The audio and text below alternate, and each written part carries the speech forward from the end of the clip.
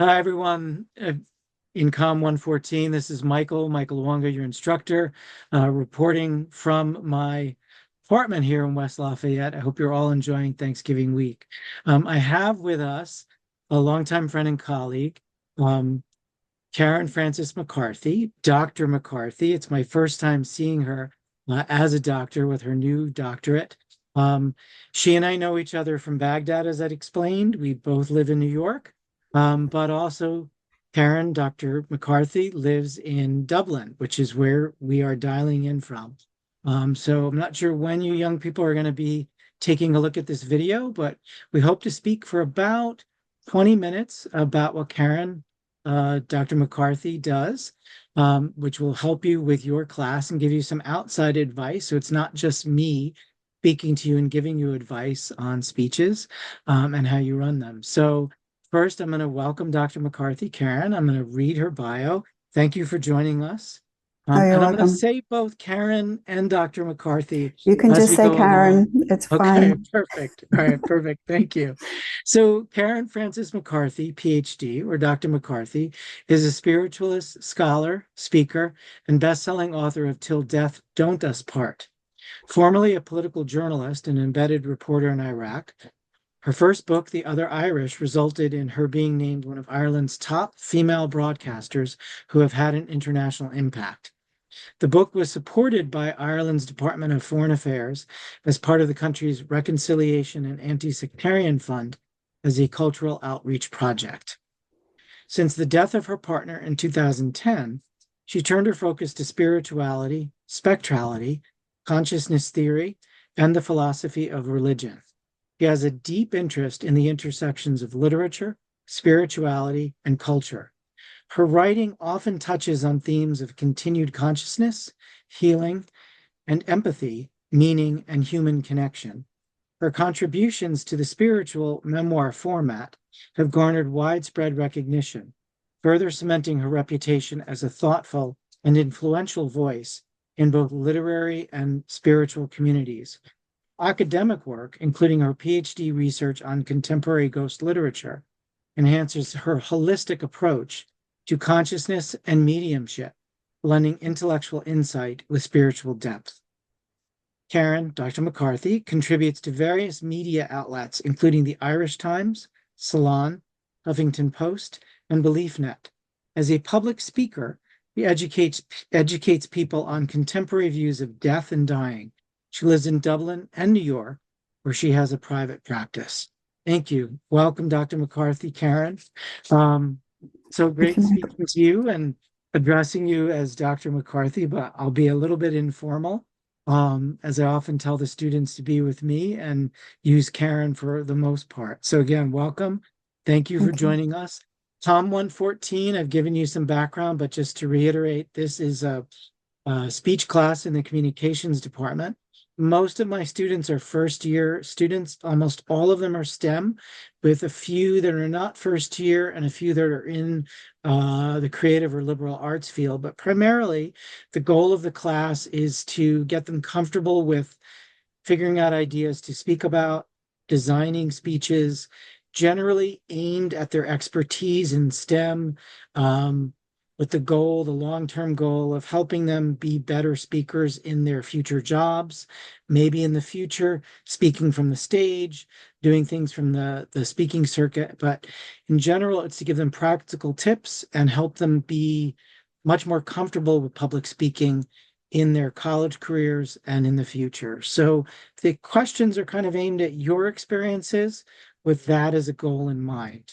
Okay. hmm So the first question that I'm going to ask you is what do you do to prepare yourself for giving a talk?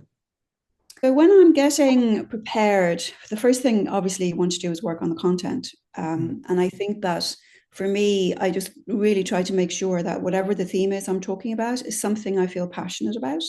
And then I start working on that, just sort of ideas, roughing out ideas, putting down bullet points. I generally don't write out speeches because I always Mhm. feel it doesn't matter, even if you're a trained actor, they always Mhm. sound like they've been read or rehearsed or learned off. So Mhm. what I try to do is just find a subject I'm quite passionate about or if I'm being given the subject, to find an angle in that I'm passionate about, because that really translates when you're on stage or when you're on a platform having to give a talk. People can tell if you're really engaged or if you're not. And so what I try to do is just bullet it out, know what my bullets are, and then I just try to ad lib from there, because it makes it more engaging, it makes it more personable. You're more present for a start, because when you're there, you're more focused on your audience than you are in trying to remember your script. So the presence that brings to a talk, I feel like, makes a big difference. The other thing I do is when I'm working on some ideas for a talk, I often really will explore whether or not to take the opening sentence that I had started with originally and move it to the very end. And the reason I do that, it's something that Joyce Carol Oates talks about a lot, is that you can't write the introduction until the conclusion is written. And very often I find within our mind, we kind of try to get down the crystallize the point of our talk, throw that down first, then develop that, and then we end up wrapping up an original thought rather than starting with a situation, with the conditions, and working to that point. So I often find the mind has to kind of get down the point first. And then it can start to explore it in depth. So I often explore that and experiment with that. If, whatever I write down first, I often will pick that up and sort of move that till the end, because I feel that you bring the audience really along with you then on a journey towards the final point. Of course, it depends on the context, on the talk, on what you're doing, whether, what you actually, what the format is, and what the conference, for example, is. But generally, I find that helps to sort of work to a conclusion where you're bringing the audience along. And so I'll do that, and I'll just sort of rehearse that once or twice just with my bullets. And then I'll just go out and give it, and just really then strive to be very present and very engaged, right? So the other thing I'll do to make sure I'm present and engaged is take 10 minutes to myself beforehand with no people, take a few breaths, get very mindful, get very still, take a few breaths, and then just go out and do it, because you don't want to be going out with a noisy head, and then just go out. The other thing too is sometimes you can start with a hook. So it depends obviously on the subject, on the conference, on the format, and how formal or informal it may be. But often I find starting with a hook or coming up with a hook fairly early on that might be funny, might be engaging. It doesn't have to be a joke, but these little things really help you get the audience on side and engaged with you. And then the energy they share will be reflected in your own energy, in your delivery. And it really brings a lot of engagement, a lot of energy to the talk, which can make it much, much more enjoyable for me and hopefully for them. Excellent. Very good points. Very good points. So, one of the things that I do want to ask you about is you do a lot of online conferences, and I've, been on, many of those conferences with you, listening to you as part of that. What differences do you find in preparing for an online conversation versus a live in-person one? And I know post-COVID, we haven't had as many of those, but what might be the difference that you think? Part of it is audience attention, because when you're sitting sort of in an auditorium, I mean, we know the mind can only focus for about 20 minutes before it has to need a little break. And so when you're in a live audience environment, you've got the energy of the audience that you can work with. And usually that's a reciprocal thing. And usually if there's a lot of energy in your talk, it keeps people's attention. So when you're online or when you're on Zoom, well, first of all, lots of people have the camera off. And so you could be looking at a whole bunch of names on the screen, so you're not getting a lot of energy back from that. What I actually do now is I just hide the people with no camera, so I'm just able to focus on the things that I'm getting reactions from, because then Zoom, they're the only ones you see, so you've got some reactions. So that I find helpful. The other thing with the Zoom talk, that's very, it's a great idea. It's better because then you're not looking at a screen of just names. Because you really energy is so important. The other thing I do and then the other thing too with Zoom is it's really easy for people to zone out and go pick up their phone and start checking their messages, which you kind of wouldn't do. So that's another reason why keeping an audience online engaged becomes even more challenging. The other thing that I find very helpful is to create a really interesting PowerPoint, and not just one with bullets and headings, but ones that I sort of try to bring a little bit of creativity to them with the images and the layouts and stuff like that, so that the PowerPoint also keeps people engaged. Because the mind is wandering. It's sort of easier if you can see a few points on the screen to stay focused. So I do try to come up. So I did recently, I think, I did a conference on part of a theological conference on religion and theology in the UK. And, those can be, so they can be really, really interesting or really, really dull. I mean, like any subject, I suppose. And so I had to give a talk my talk was on literature as sacred text, whether or not literature could be considered sacred text. And so I just ended up with some really nice images, some nice points, and then I put quotes up for who I was talking to, because sometimes people can engage better if they can read the quote, particularly if it's very long, than if they're just listening to you. And then they also get a sense of the other person's voice rather than just listening to you. So in keeping people engaged online becomes a challenge. And then having really your own energy largely to depend on, because you don't have it coming back to you. So and get rid of distractions, I have two cats, so they have to go place else. And so it's just it's just really getting settled like that, and just knowing that engagement and energy is an additional factor to take into consideration online. Okay, excellent. So another question, and this comes up a lot with my students again. They're young people in my classes, and they seem most unsure of this. And my classes this year, it's entirely first-year STEM field students. How do you choose appearing? Formal, informal, the way to dress for events, for when you're on stage? This seems to be one of the questions I get most from students is, how do you dress for the presentation? So I think the nature of the conference itself will give you some clue, because, if it's a conference on creative writing, obviously it can be a bit more casual, a bit more creative in how you stand up there. If it's a conference like when I was doing a lot of talks on the peace process, that they're heavy subjects, heavy topics. And so I wouldn't dress. I tend to not wear dresses. I tend to wear suits. And so I would wear a suit with some. I think if the content is sort of engaging, light and creative and entertaining, you can be much more creative and informal in your dress. If it's a very heavy subject, I feel like that leads you to, gives you the clue that this heavy subject, probably this should be more formal.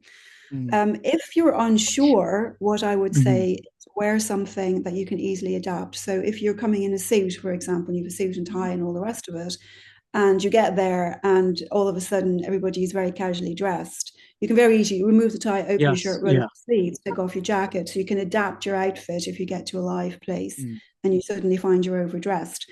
I tend to think you are better erring on the side of overdressed than underdressed, because you'll never offend somebody by being slightly overdressed. But you can definitely offend people by coming in your jeans and your t-shirt if it's a serious subject, or if it's a subject people are taking seriously. So I tend to err on the side of slightly more formal, that you can then dress down. I just feel at the end of the day, it's the safest option. For women, I don't know, if you like to wear a dress, wear a dress, wear shoes. The thing about dresses, as long as it's not a formal outfit, really you can dress that up and dress it down. So I would say accessorize, work with the accessories on that. Gives you a little bit of flexibility if you show up on the day and suddenly you look completely out of. You can always ask as well the organizers. How formal is this? And they'll give you an idea. Oh no, it's very casual. But I would still say don't show up in jeans and t-shirt, no matter how casual it is. Mm. show up in a skirt and a top or pants Mm. and a shirt, whatever, regardless. And just I just try to make sure that whatever I'm wearing can be Mm. jacket thrown off, whatever the case may Yeah. be, give you a bit of flexibility. Then you don't have to worry about it. Yeah. Yeah. I think, I might add, because of air conditioning or changing, bring a sweater. If women bring a shawl or a scarf, something that's adaptable to the different situations. I'd also add, look at, some photographs online of past conferences that you'd be Yeah. speaking at, and that could give an idea. But all that's excellent. And this is just a constant question from the student. So I'm glad that we talked about it. And I think in many ways they're still learning, as first year students. So excellent. Um, so, this is another thing, and we've already touched on a variety of the topics, and the variety of ways in which we know each other. Your work covers many different topics, from reporting on Iraq, which is how we met, Irish and Irish American history, again, the peace process for the young people to know, going back to what we call the Troubles and the peace agreements, about Northern Ireland, Ireland proper, and Great Britain in the 90s, and sort of still ongoing in many ways. And, as well as, you know, spiritualism and topics and other topics that your latest book is about. So how do you change gears when giving a speech? How do you present yourself, or how do you, and I have this issue as well because I'm sort of, know a variety of different topics that I can speak on. How do you go about finding places to speak on for these various topics? Or what are the conversations like when people reach out to you and try to figure out what to have you speak on? And again, I know it can depend on the conference, but in a more general conference, um, maybe that you fit on a variety of panels or on a variety of topics. So if you could address that issue, that would be Yeah, so I great. think, yeah, again, this comes back to what you're passionate about. So, Uh-huh. post 2010, Mhm. I was very passionate about politics. As you know, we were in Mhm. Iraq together. I used to cover American politics with the Irish Mhm. Times. And then my first book was written about the people in Northern Ireland, and it became part of the cultural outreach that Mhm. we did. So all of the talks I did around that book and around those subjects were all Mhm. up and down to Belfast, Mhm. to all these places. I was Yeah. giving these very serious talks at these places that were all about mediation, reconciliation, Mhm. very, very, very difficult environment to Mhm. work in. Mhm. But at the time, that was what I was passionate about, and that's what I talked about. Mhm. Today, I don't talk about politics anymore because and this can happen. Mhm. Just because we pick a field doesn't mean we have to stay in that field forever. I mean, Yeah. academics Yeah. will change within their department, will change their area of research. Mhm. And Mhm. so my field changed then in 2010, and I started exploring a new field. So today I only talk about topics related to spectrality, spirituality, consciousness, healing, grief. I Mhm. talk about those subjects. So I really don't engage in, I mean, I can engage in informal conversation, but I don't actually, I wouldn't reach out to a conference, for Mhm. example, in an old field, because things Mhm. change so fast anyway. Yes. But Yeah. again, it comes back to what I said earlier, is you really want to be speaking and applying to speak at conferences where you have Mhm. an opportunity to speak about something you're passionate about. And so these are my passions today.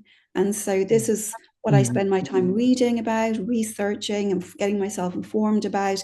These are Mhm. the people I'm talking to the University of Northampton now. They have their Department of Psychology. We're going to come and do some talks together, and because they've got a field of parapsychology there as well. Mhm. They're doing some interesting research and work there. So there are different places that are doing this work. And so you tend to move into those circles, into those spheres where you're meeting like-minded people. And then the Yeah. conferences, the opportunities open up around that. And so all the time you're sort of following whatever you're passionate about is something you're going to be informed about because that's what you're reading about there. And so I feel like go with whatever is really important to you. Yeah. If something is really important to you, you're reading about it, chances are you're very informed about it, and chances are you can offer something new and original and innovative, or a new angle on that because of your passion. Mm-hmm. And so I would say then go find places that you can speak about that, as opposed to going, what's the list of current conferences, who's looking for what speakers, what can I tailor to sort of, how can I fit my square peg into their round hole? Yeah. It's like go for the forums and the places and the people and the network and the subjects that really drive your passion and interest, because it'll show in the work. Plus, who wants to sit around having to spend weeks researching a subject? Yes. Yeah. Excellent. Yeah, that's very ideal. It's a very ideal way to answer that. And I think letting the young people know that their passions, some have their majors already, some are picking their majors, letting them feel comfortable that what they've picked now doesn't mean what they're going to be doing for the rest of their lives. And maybe they'll be dabbling in things, from the past, but I think that in itself is great, that they don't need to be worried about being an expert in one thing for the rest of their lives, that it will change over time. And so that is great. Speaking of that and future plans and things for the students, you've just finished your PhD. Congratulations again. And any advice for my students who are just beginning their academic careers? Again, all our first year students, just about all of them, on thinking about graduate school and advancing their education.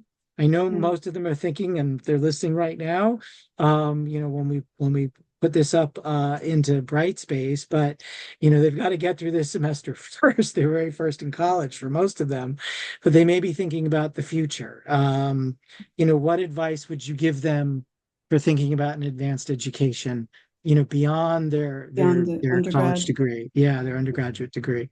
Are we talking about masters or doctorates, or doesn't Oh, I really? guess either one. Again, most of the students are scientists. They're mostly in engineering. Purdue University is, while I'm not in the STEM field myself for my PhD and for my teaching there, I'm hospitality and tourism and then teaching for the communications department this semester. We mostly are known for STEM. We put more astronauts on, out in space than any other university. A lot of my students use this phrase FYE, first year engineer, to describe themselves. I know many will probably go on for masters or doctorates. Some people wait a little bit to be in industry beforehand, which I know you had done before getting your doctorate. But what are things for them to think about now, as they, go through these 4 years or 5 years or however many their undergraduate years take, to start thinking about the master's or a doctorate? So I suppose part of that's going to depend on whether it's taught or research. So my Yeah. master's was taught, but my doctor's was research. And so Uh-huh. I would say again, an important thing to do is to identify what you're passionate about. Part of this is because it's a very, very long road, Yeah. and you take an awful lot of work. It takes an awful lot of work to get there. The master's obviously is smaller, so it's shorter, so you can get in and out. Certainly, if you're going to something like a doctorate, because of the length of time it takes, and because the work is supposed to be an original contribution, first off, I would say plan on getting in and out fairly quickly, because if you're still 10 years doing your doctorate, chances are what was an original thought you had at the beginning has been done. And what happens in the interim is more people are writing more papers and you kind of can't keep up with it. So I would say just make the commitment to get in, and just make a commitment to get in and get it done. Because that's what you don't want to do, is sort of think you're finished and then all of a sudden realize in your fifth year, you're still sort of doing your PhD. There's 20 more papers have come out and somebody has already said you haven't even submitted. Yeah. So I would say just get in, get focused and get it done. But really in terms of the subject is pick something you absolutely love, and then go find something really original in that subject. Mhm. because I can tell you from experience, it doesn't matter how passionate, how original, how brilliant that subject is in your first year. By the time you get to your third year, you will be sick to death of it. Mhm. You Mhm. know, Mhm. because you've done so much work and so much writing and so much rewriting. Um, and it can be marvelously original to other people, but it stops being original to you because you've been looking at it for 3 years. Yeah. And that's something just to bear in mind, Mhm. not to get discouraged by that. Just always remember, even though you're sick to death, if you've been looking at it for 3 years, it's still going to be original for others. And to try to remember that all the time so you can Yeah. keep going. The other thing too is is the first year, just read and just write, and don't worry about whether or not this is going to make it into the final draft. Mhm. Because what I found, what happens is as you become more the expert, your Mhm. standard of research exponentially increases.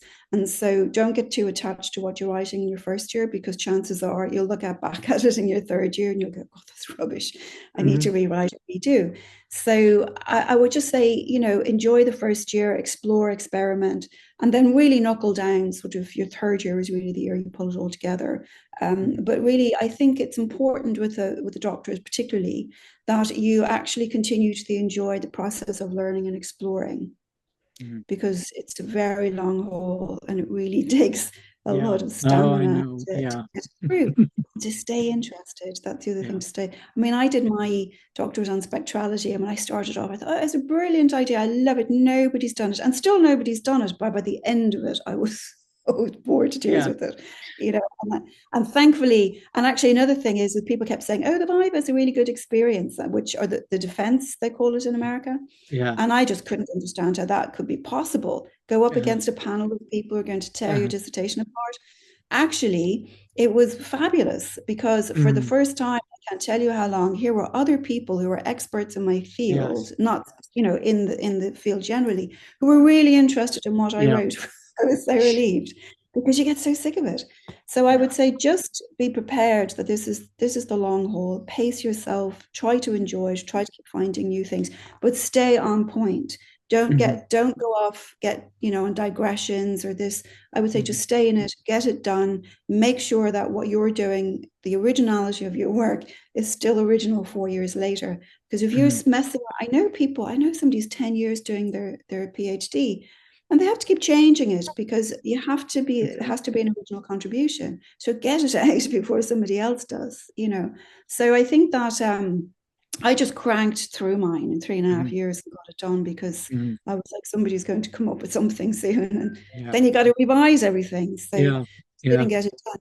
But it is the long haul. And so you really need the masters can be 1 or 2 years. And usually the undergrad, the BAs or whatever your bachelor's is usually what, 3 to 4 years. Your master's is maybe one to Mhm. 2 years. The, the, Yeah. the doctorate, again, is the long haul. Yes. And it can be I know. very lonely because you're Yeah. not sitting in lectures like you were when you were an undergrad. Mhm. And so, and to that point, I would say try to find a community where Mhm. you can meet up, where you can chat with people, exchange ideas. A lot of it is keeping the energy and the enthusiasm, the interest going, because you can, especially in a research, if you're doing a research doctorate, it can be very lonely Mhm. days if you're Uh-huh. not meeting up with somebody to chat with. Mhm. I feel I feel this is advice for me also as I go through my PhD here at Purdue. So yeah, that's I think great advice. And hopefully that opens up conversations with the students as the semester is coming to an end in the next few weeks. The other thing that I would say, oh, and also if they are passionate and if it is original research, the one point that I want to add is that this gives you many more opportunities because it is original research for speaking publicly about what you are doing, what you are researching, because it is new. Now, I will say there can be that distraction of getting your research done while also having to do talks. I'm familiar with that, but that can be the source of more public speaking opportunities. So the only other question I'd ask is before we wrap up, is there anything else to add? Any other comments that you'd have to the young people? Well, one thing I would say is just in terms of opportunities to speak, is to not to overlook things like podcasts because Mhm. conferences aren't the only Yeah. opportunities for speaking. And while conferences, you can be speaking to the converted basically because you're speaking to people who are interested in your field.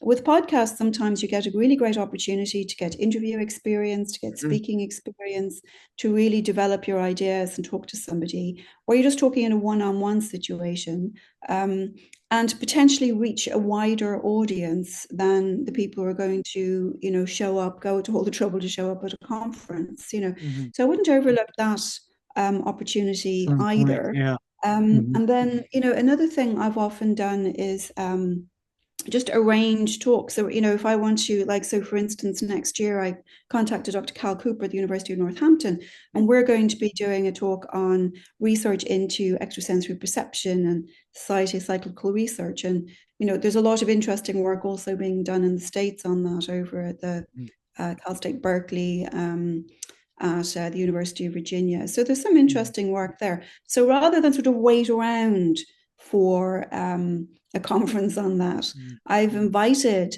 a couple of these people, and we're just going to arrange to our own little sort of Mhm. conference and forum on that. So I wouldn't be shy about doing that either. I mean, even Mhm. if it's only your classmates and your cohorts, your auntie or whatever, Uh-huh. it's still Yeah. giving you experience. And it's also another thing that's good about it is it gives you an experience of taking questions and having to think on the Yes. fly. And I Yeah. think this is the more you can do this, and the more confidence you can pick up in doing Yeah. this, the more prepared you will ultimately be to have to stand on a platform in front of 100 people, as you know yourself. Yes. Yeah. Yeah. Yeah. And I think that practice, we talk about that a lot in class, that like you're starting out at a certain point, and the more that you practice, the better that you get at it. Mm. And you learn from your mistakes, you learn to revise something. And I think that ability to think on the fly, particularly, we just went over the topic of Q&A, in class this past week. And that is a really excellent point. I think podcasts also, people can learn about your work in, they either could listen to it on the radio, they could listen to it in the car, they could listen to it while they're jogging or while they're at the gym.